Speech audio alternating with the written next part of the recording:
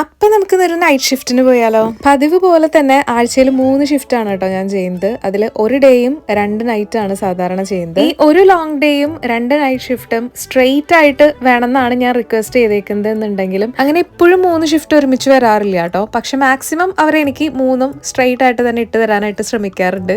അങ്ങനെ കിട്ടുമ്പോൾ ഭയങ്കര ഹാപ്പിയാണ്. കാരണം നമുക്ക് ഡേ ഓഫ് 3ഉം 4ഉം ഡേ ഓഫ് ഒക്കെ ഒരുമിച്ച് കിട്ടും. നൈറ്റ് ഓഫിൽ ഒരു ദിവസം തന്നെ മുഴുവനായിട്ട് ഉറങ്ങി തീർത്താലും ബാക്കി 2-3 ദിവസം നമ്മുടെ കയ്യിലുണ്ടല്ലോ. നൈറ്റ് ഷിഫ്റ്റ് തുടങ്ങുന്ന ദിവസം രാവിലെ കുറച്ച് നേരത്തെ ഞാൻ എഴുന്നേക്കാൻ ട്രൈ ചെയ്യാറുണ്ട് കേട്ടോ. അത് വേറെ ഒന്നല്ല കേട്ടോ, ഉച്ചയാകുമ്പത്തേനപ്പം നമ്മൾ ടയേർഡാവും, നമുക്ക് ഉറക്കം വരും. അങ്ങനെ ഒരു 4 മണി 5 മണി വരെ കിടന്ന് ഉറങ്ങി എഴുന്നേറ്റ് ഫ്രഷ് ആയിട്ട് നമുക്ക് നൈറ്റ് ഷിഫ്റ്റിന് പോകാം. അപ്പൊ ഇന്ന് അത്യാവശ്യം ബിസി ഉള്ള ഒരു ഷിഫ്റ്റ് ആയിരുന്നു കേട്ടോ. 7:30 കയറിയിട്ട് ഒന്ന് കസേരയിൽ വന്ന് ഇരുന്നപ്പം 12:30 ആയി. പിന്നെ ബിസി ആണെങ്കിൽ സമയം പോണത് നമ്മൾ അറിയില്ലല്ലോ. അങ്ങനെ ഒരു ഗുണം കൂടെ അതിനുണ്ട് കേട്ടോ. എയ്ഡപ്പിന് വെക്കേഷൻ ആയതുകൊണ്ടേ ഇച്ചാൻ കൊണ്ടുവരാൻ വന്നിട്ടുണ്ടായിരുന്നു കേട്ടോ. അപ്പൊ ശരി, ഞാൻ പോയി കിടന്ന് ഉറങ്ങട്ടെ.